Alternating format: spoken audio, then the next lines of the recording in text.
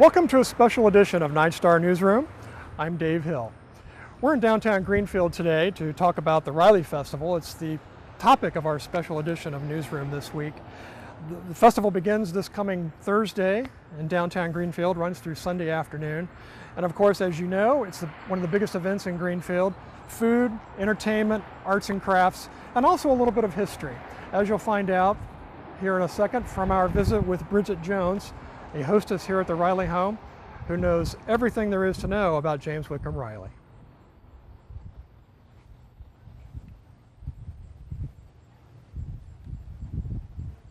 Well, a little bit about James Whitcomb Riley. He was born here on October 7th, 1849 in a log cabin here in Greenfield on this property.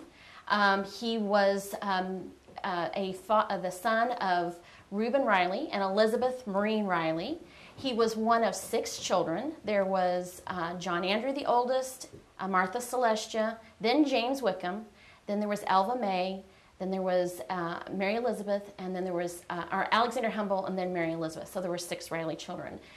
This house was actually built when James was about 4 years old, and this is where he lived from the age of 4 until he was 16.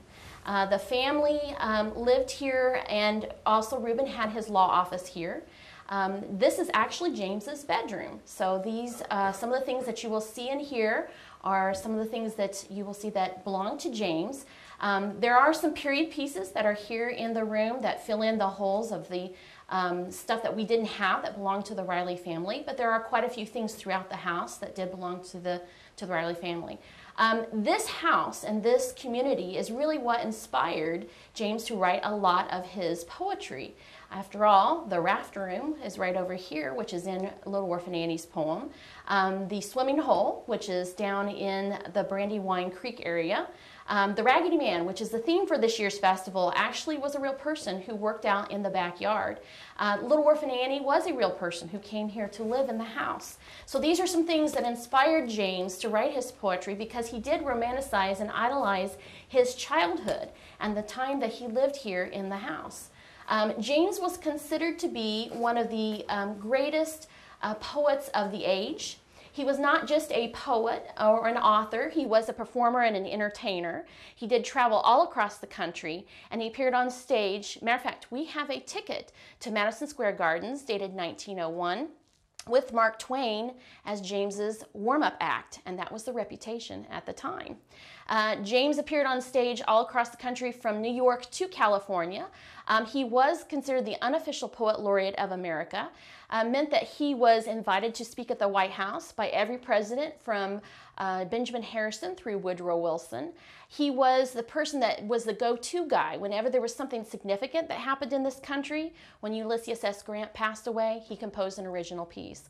When William McKinley's memorial was going to be dedicated in Canton, Ohio, he composed an original piece. So this is the type of fame that he had. He was considered to be the heart of America. And people loved his poetry, they loved his works because it romanticized this agrarian society that existed prior to the industrial age, when you grew up on the farm, when you brought the little orphan girl into your home instead of sending her to an orphanage, or when you had the Raggedy Man who worked in the backyard and did an honest day's work.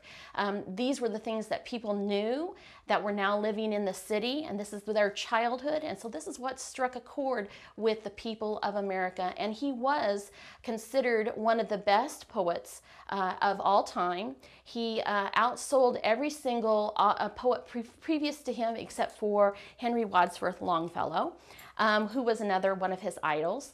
He also was a person who inspired others, and he was required reading for every school child in America by 1915, which was 1 year prior to his death. He was also celebrated nationwide with a national birthday party by 1915. So this was why Riley had such a nationwide appeal. People bought his books. They saw him on stage. Matter of fact, we have comments that there were performances where 800 people were turned away from seeing him on stage in performances. Riley's funeral, which I would say is the measure of a man, was attended by 35,000 people. Now, to give you a modern reference, 20,000 attended Michael Jackson's funeral at the Staples Center, and 30,000 were at Elvis Presley's funeral at Graceland. So Riley's funeral was bigger than Elvis's and bigger than Michael Jackson's. So this was the appeal that Riley had. And for this reason, this is why we preserve this house, because the level of fame that he had, the level of appeal that he had, and because the things that he had here were the things that inspired him to write his poetry. Some of the things that you might be able to see while touring the Riley home include several different items that actually belong to the Riley family. We do have here a pair of James's shoes. These were some of his original shoes that he wore when he was a child. Some of the other things that you might be able to see would include several pieces of furniture that were made by his father, Reuben, including the beautiful spiral staircase, which opens up into the front hall. We also have his mother's sewing box. We have the bed that the Riley parents used to sleep in. We have several different, the rocker, cane bottom rocker. We have the Mrs. Riley's black rocker. We also have a water cabinet and several different closets that were especially made for this home by Reuben. There are also some of Mrs. Riley's pieces. We have some of her jewelry that are on display. We have a couple of the toys that belong to the kids. We also have in the home a couple of pieces, artwork pieces that were made by some members of the family. That's downstairs in the back parlor. We have, of course, pictures of several of the Riley family members, and we have a lot of different other things that you might be interested in seeing. There's also some things that are over in the museum home, which pertain to James's life after he became famous as a poet, including several of his books and other items that pertain to his life when he was famous. The house will be open during the festival, so if you would like to come by and see us, we would sure like to have you come by. We have a special treat for you here in our special preview of the Riley Festival. Terry Beagle is joining me now. Terry is the chair of the Flower Parade, also a member of the board for the Riley Festival. And she also was a longtime teacher who used to read Riley poetry to her students. Terry is going to read today the theme poem, The Raggedy Man, for us, which is the theme of this year's festival. The Raggedy Man. Oh, the Raggedy Man, he works for Pa, and he's the goodest man you ever saw. He comes to our house every day and waters the horses and feeds them hay, and he opens the shed, and we all laugh when he drives out our little old wobbly calf. And then, if our hired girl says he can, he milks the cow for Elizabeth Ann. Ain't he an awful good Raggedy Man? Raggedy, raggedy, raggedy man. Why, the Raggedy Man, he is so good. He splits the kindling and chops the wood, and then he spades in our garden too, and does most things that boys can't do. You're big like your pa is. Are you gonna keep a fine store like his and be a rich merchant and wear fine clothes? Or what are you gonna be, goodness knows? And then he laughed at Elizabeth Ann, and I says, gonna be a Raggedy Man. It's gonna be a nice Raggedy Man. Raggedy, raggedy, raggedy man. Joining me now is Ashley Fritz, who, as of this taping, 2 days ago, was named Queen of the Riley Festival coming up this week. Ashley is 17 years old. She is a senior at Mount Vernon High School and is the daughter of two very proud parents, Sarah and James Fritz. Ashley, thanks for being with us. Of course. We're happy to have you here to spend some time with us on our preview show.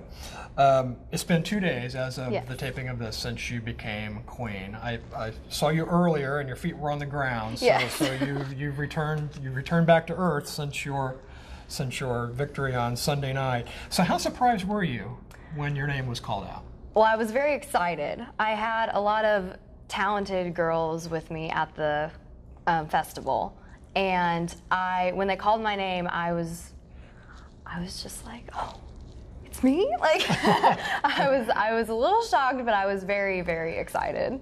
So. What has your household been like since then? Well, my parents are very proud of me, and they've just been very excited, and it's been very busy trying to tell all my friends and family about it and just getting ready for the festival. So. Good. You were quoted as saying in the newspaper, the Daily Reporter, that you admired the young women, as you were growing up, you admired the young women who became Riley Festival Queen. Yeah. What will you do to inspire young girls to feel the same way about you? Well, I hope to set an example for them that inspires them to be leaders and have confidence in themselves too. And I want to show them that true beauty really comes from within. And doing the Riley Festival pageant is very fun, and winning the crown is obviously very exciting.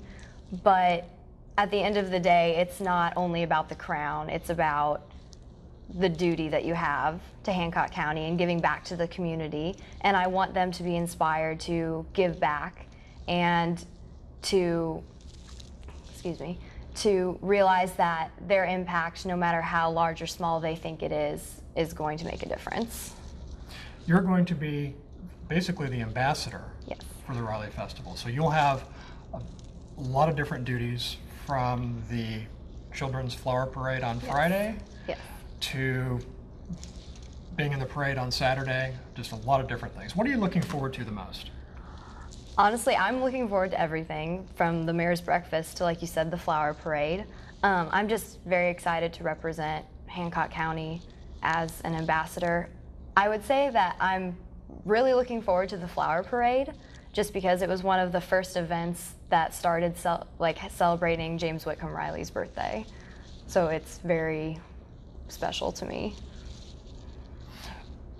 The Riley Queen also undertakes a community service project as part of her winning the crown. What is your project going to be in the coming year? My project is entitled Blanket a Nursing Home in Love. So throughout Hancock County, I've noticed that a lot of nursing homes have elderly people that don't have family that come and visit them. And so what I want to do is make blankets, or come over and see them and play games with them, or paint the women's nails, and eventually at Christmas maybe hold a little Christmas dance for them and just show the nursing homes that we care to. That'll be a very good project. Good luck with that. Thank you. And have fun at the Riley Festival. Thank you very much. Thank you. That's Ashley Fritz joining us for just a quick discussion before the Riley Festival this week.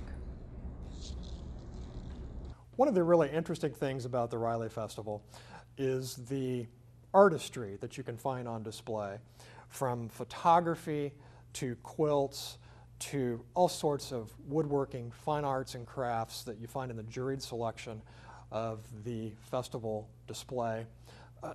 You can pretty much find anything you want. We caught up with a couple of artisans whose work will be on display at the Riley Festival, just so you can kind of get an idea of the passion and expertise that goes into some of the work that these folks do. Hi, I'm Mary Ann Surek, and I'm a quilter. And this year I'm going to enter this quilt into the Riley Festival. I've been quilting for since I've been about 10, but seriously for about the last 10 years. And I've won at the State Fair, and I've won at Riley Festival. My 3 boys all left me and went to college, and I had all this empty time. So I started sewing when I was 10, and then when the boys came along, you got busy, and with boys you don't make doll clothes, and you don't make pretty dresses, so I put the sewing machine in the closet and forgot about it. And in 1991, I started sewing again with my sister, and we were known as the Sewing Sisters, and we would go to quilting shows, and that's how we started. There's lots of different quilts. There are beginner quilts out there, and there's challenging quilts. I'm at the point where I love my challenging quilts. The next quilt I want to make has 1,005 pieces to it and has 28 yards of material. Most quilts for a king-size bed would be anywhere between 5, 6, maybe 10 yards, but no more than that. But I want a challenge now. I'm at that point, and I want to win, and I want to do the best I can. Most of my quilts don't have homes. Most of them are folded up on the top shelf of my closet. This is a simple 9-patch quilt, meaning in this square here there are 9 pieces of material. What makes this one the challenge is they're only an inch thick, inch wide. And as a quilter would, they want their points to match. So I never did measure or count how many squares there are here, a lot. And then in between is just a plain white piece of material where I have quilted butterflies. Also on this quilt is some applique flowers, and to add it I've done some origami, which is called cloth origami. The butterflies is done on my quilting machine, and I have a sit-down quilting machine. It's much smaller than the large ones that some real quilters have. I don't have the space for it. And it's called free motion, and I just can either lay the pattern out, and after I laid the pattern out and got the movement, I didn't need the pattern anymore, and I just slid with the material and just kind of got my own zone, and just kind of creativity went away. So when you lay the pattern down, it's on an ink pen that when you put hot iron to it, it disappears. So I never have to worry about my lines anywhere. Some people use a chalk line, and there's different variations of how people do it. On the end here is stippling, and that's just, again, free motion. You just kind of go where you want to go. A true quilter would never cross over any of their lines. In the purple is just kind of a balloon. So it's just creativity. Whatever you want to do. There's no rules. There's no right way. There's no real wrong way of quilting. I bought this material in May for my daughter-in-law to make a quilt for her. She didn't like it, and I just finished it. And I work several hours every day on my quilt. I'm not a big sleeper. I wake up at 4 in the morning, and I don't have to be at work till 8:30. I've been known to be sewing for 3 hours before I even go to work. But that's normal. But how many hours? It just depends. The quilt, which was a whole cloth quilt that I made for the state fair last year, I called it the long winter because I started in December of 2013, and in January of 2014, we had all that snow, and I found myself just hand stitching forever and ever and ever. Ed would, my husband, would thread 20 needles for me because he's better at that than I am. And I wouldn't go to bed till all 20 needles were empty. And then the next night it would be the same thing. He would thread my needles for me. So each quilt is different design, different pattern, different time amounts. So. I'm John Rifle. I am a Mount Vernon teacher here at Fortville Elementary. I've been teaching here for about 11 years. I've been teaching though for 23 years. I became interested in art when I was in 6th grade. I had a very encouraging art teacher that wanted to share her love for art, and since then I've wanted to do the same for my children. Just had a real passion for it. My first degree, I went to to Indiana State University, and I got a degree in illustration. Hence Norman Rockwell. I'm very inspired by artists that illustrate. I've done a couple illustrations, a couple book covers, nothing really impressive yet, but as far as being notoriety for that. But as far as caricatures, Monet, I would say, would be my inspiration to do caricatures. When I started teaching about Monet in elementary school and middle school, I started sharing with the kids, that Monet had done caricatures to earn extra income. And with being an art teacher, a teacher's salary doesn't extend very far, so we go as far as we can go. And the caricatures became an extra source of income for me and for my family. When I was in Louisville, Kentucky is when I really started doing caricatures. I had some parents come to me. They wanted me to do some picnics for their businesses. And so I just started doing caricatures for them on the weekends or whatever. And then when I moved back here to Indiana, I really started doing it on the side and getting excited by that and going to different festivals, and I've been doing that ever since.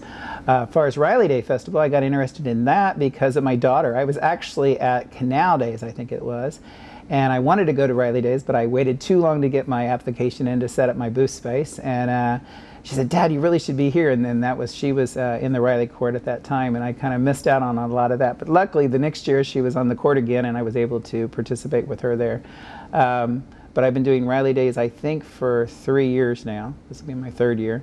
And when I'm out there doing caricatures, I meet a lot of people, and I get to share who I am and get to learn a little bit about them, and I begin drawing their character and illustrating who I think they are by looking at their faces and listening to their stories and just getting to know who they are.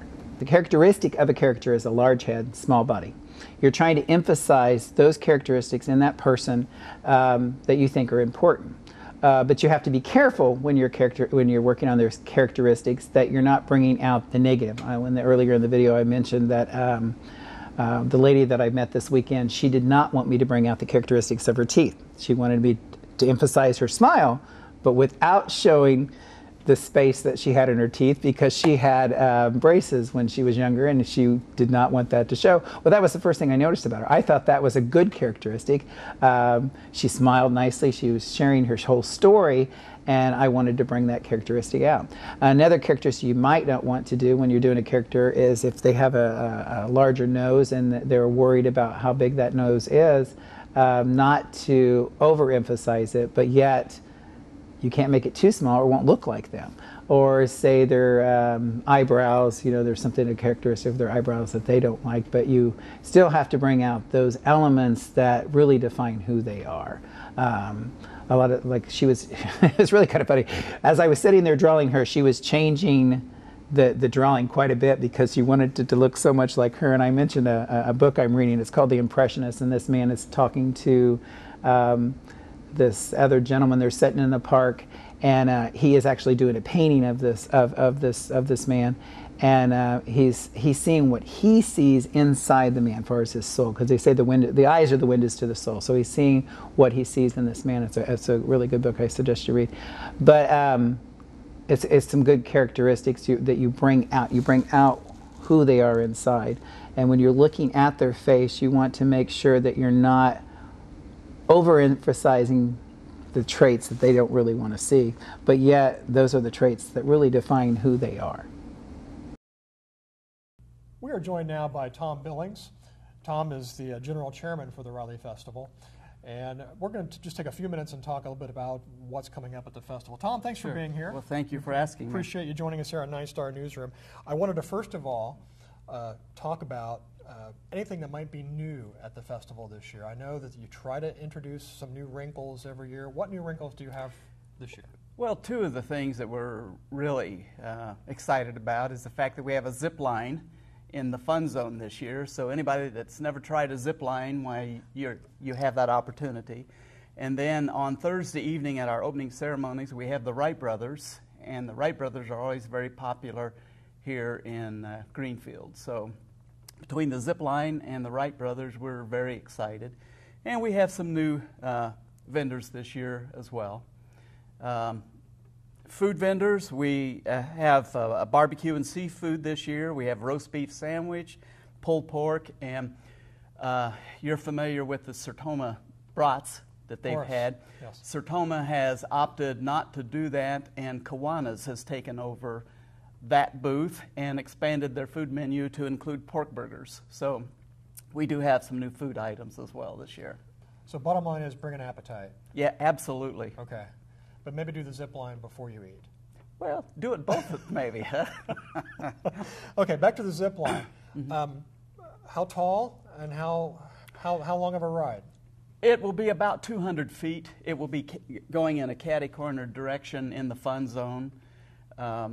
It is sponsored by USA Insulation, so we appreciate them sponsoring that this year. So I'm excited. I'm going to try it myself. Okay. We'll want to get video of that. Hopefully, maybe it will go viral. And the kickoff concert. And the mayor said he would do it as well. Mayor, okay, well, Mayor Chuck Fuel will be on the zip line as well, we hope. The parade of flowers. Yes. Friday afternoon. That's also a highlight. Any changes with that this year? No, that's the same as always. That will start at 12:45, and the kids will start on South State Street and march north to 40, and then east to Riley statue. So same as we've done the last 2 or 3 years. Okay. Excellent. And let me back up for just a second to the Wright brothers. The kickoff concert always is kind of the top entertainment of the festival. Yes. It is the kickoff concert, so it kind of sets the tone for everything that's going to follow. But there's a lot of other entertainment also in the entertainment. Right. We have entertainment throughout the festival. Anita Turner is in charge of that this year, and she has scheduled events, throughout the festival. But on Thursday evening, we have our opening ceremonies, and then followed by the Wright brothers, who will start at 7 o'clock on Thursday evening. That should be a good show. Let's talk about also now. I forgot to mention, we also have some new craft vendors. We have an Amish furniture maker. We have Grandpa's Cedar Works, who will be making outdoor furniture. We have a blacksmith making yard decorations, and then a stained glass artist. So we do have some new craft vendors this year as well. Good. We'll look forward to seeing those. Talk about the parade on Saturday morning. Well, Saturday morning we start off with the mayor's breakfast, which will be at Trinity Park United Methodist Church at 7 o'clock. And then the parade, we have the 5K run and walk at 9 o'clock. It starts on the Pensy Trail at the,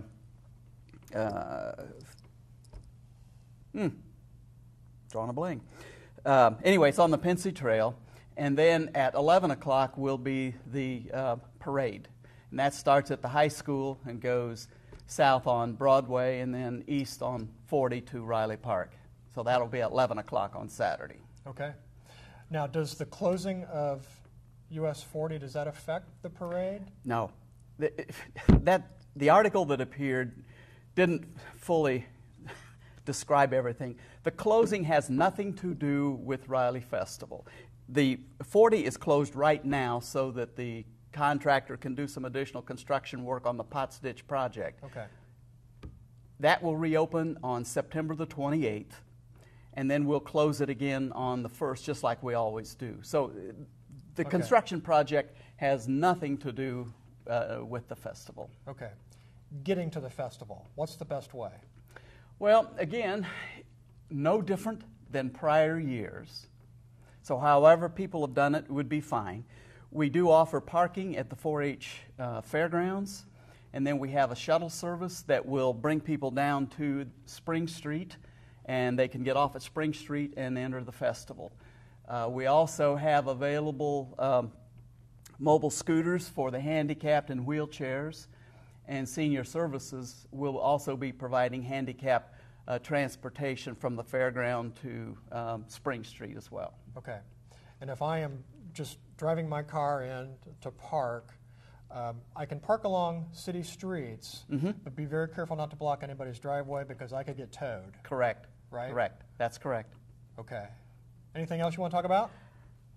Oh, well, I want to, among other things, thank our major sponsors because we couldn't put the festival on without our sponsors. We have Key and IPT, who sponsors our Queen Contest, which we had last Sunday. And Ashley Fritz, who's a senior at Mount Vernon, was selected as Queen. So for 2 years in a row, we've had a Mount Vernon student as Riley Festival Queen. Greenfield Banking Company provides and sponsors the entertainment tent that we talked about previously. Mariana Bank sponsors the parade. U.S. Insulation is sponsoring the zip line this year. 9 Star, of course, sponsors the Mayor's Breakfast, which will be Saturday at 7 o'clock. Greenfield Beverage sponsors Fine Arts. The Daily Reporter sponsors photography, and Tuttle Orchards sponsors our Baker's Best contest. So those are our major sponsors, and of course we do have some others, but I just going to mention our major ones. good to have that kind of involvement from our corporate citizens. We have to in order to put on the festival. And this is our 46th year, by the way. 46 years. Well, good luck. We're going to hope for good weather, first of all. You said you were in charge of that, I think, didn't you? We'll see. That's not really my area of expertise. Tom, thanks for joining us. We appreciate you taking some time out of your busy schedule to talk about the Riley Festival. That wraps up our show for this week. We're going to leave you with a musical selection from Michael Florick. Michael is a judge and past competitor in the Riley Festival Old Fiddlers Contest, which is Sunday afternoon. It's late in the festival, one of the last events. It's always a fun thing to see the fiddlers get up and play some music. Michael is an amazing musician and will be providing some of the entertainment during that competition. So enjoy this little number. I'm Dave Hill for 9 Star Newsroom. Thanks for joining us. As always, we welcome your feedback, and we'll see you next time.